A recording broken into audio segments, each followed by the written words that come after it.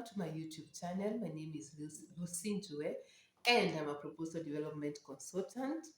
I am passionate about proposal writing, and I have a mission of equipping, people working or professionals in the nonprofit sector with skills and the knowledge that you need to write award-winning proposals. And this is to enable you be able to have greater impact in the community. So, welcome to my channel. Today, I want to talk about the roles of a consultant, the roles of a proposal consultant, and the reason I thought of this session is really informed by my own experience.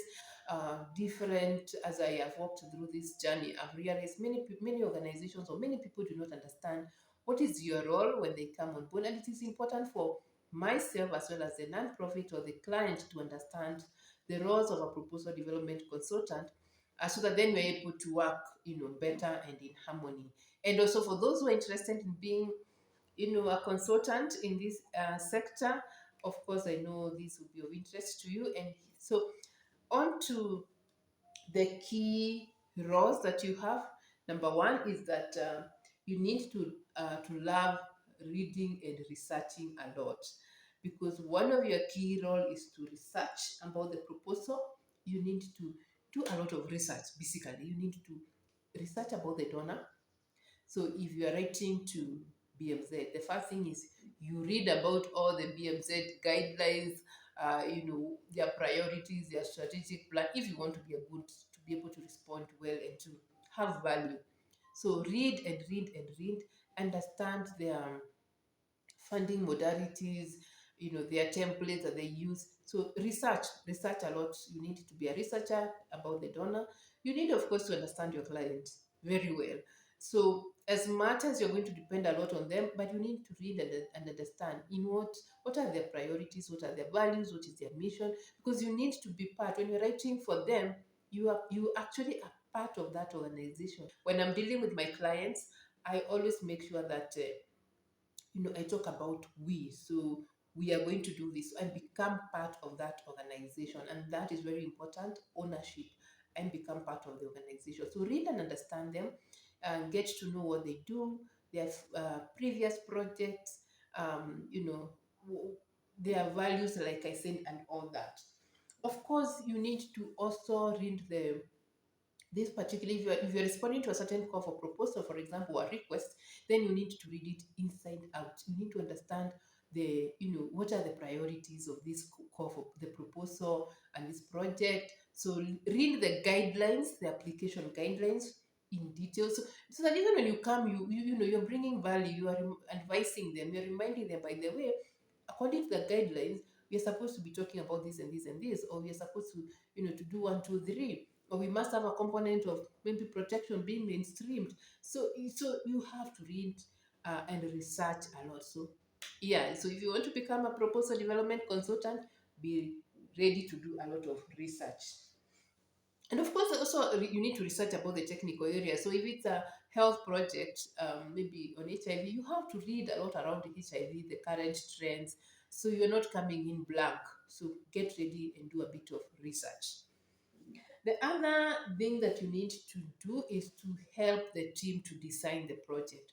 So you become like you bring the you advise your client on how to go around designing your project. And in many cases, for example, for my case, I find myself facilitating design workshops. So you advise them, kindly bring the different stakeholders together, put together this and this together, and then we, if depending on how huge it is and their capacity, we could do a meeting in their office, or even we could do outside, wherever it is, or even some we do online.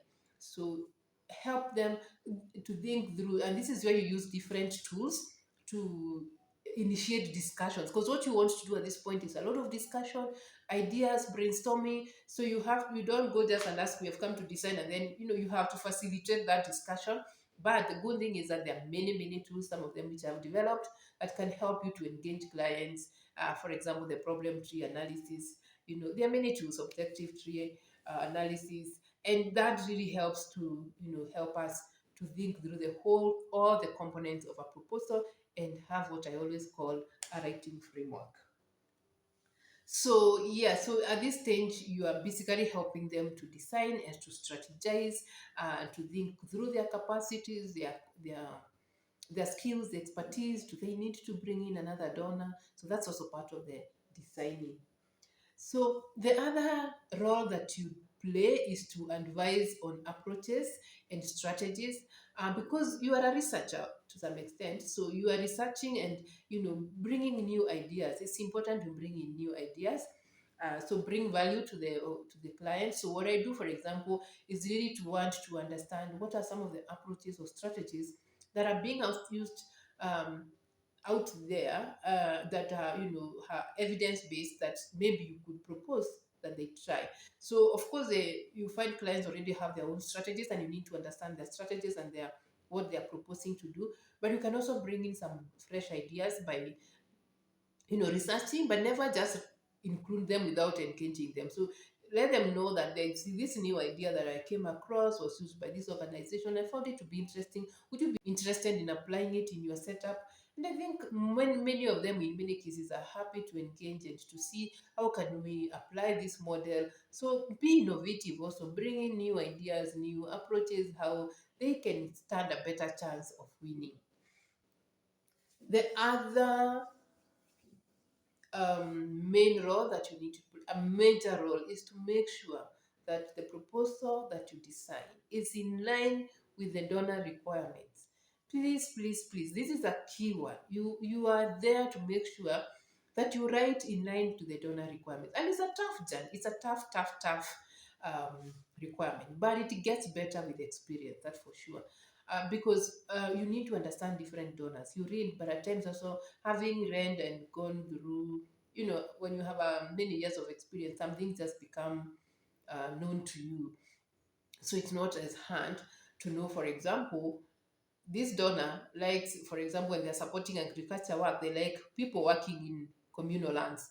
Another donor does not like communal lands, absolutely. So there are so many differences between different donors. And so you need to be aware of this information, so that what you're proposing is not against what a donor believes, because then what will happen is that they're going to be knocked out in many cases. So donors are very particular. You need to read their guidelines. You need to understand some, they require you to do cost shares, and many, many, many different aspects. Some cannot buy livestock, others can buy, some cannot fund infrastructure, some are particular, they do not fund anything to do with research. So those are some of the dynamics that you need to understand. So you need to advise the client accordingly, and make sure that by the time the proposal is being submitted, to the best of your ability, you have done everything to make sure that the requirements are met. That if a donor wants, for example, a needs assessment done, that it has actually been done. As some say, you have to attach that assessment as part of the application guidelines. So make sure it's done if there's time. Or at times, it just means that you are not able to apply because you do not have all the resources or all the requirements met. So yeah, so that is a major role that you need to know. The other thing I think I've talked about, ensuring that you adhere to the donor requirements, um, from the start to the latter. Um, Maybe the only thing I can add here is, ensuring that, for example, when it comes now to the actual proposal, they may have said simple things like this proposal should be 10 pages, it should be written in this font, the margins should be this. Those minor, minor, minor details at times are missed out. It is your responsibility also to make sure that all those donor requirements are met.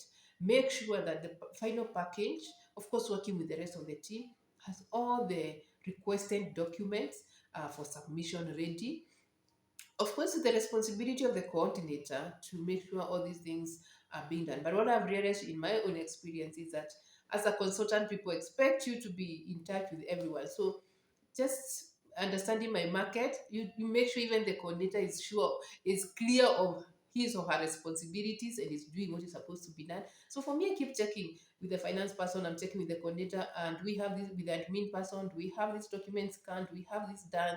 So you make sure at the end of the day that all the components and every team member is playing their role, and is responding to the proposal as required. So I think for me, those are the key, what comes on top of my mind as the main responsibilities of a proposal development consultant. As always, thank you very much for watching my video. And if you have not subscribed, kindly subscribe to my YouTube channel. Thank you.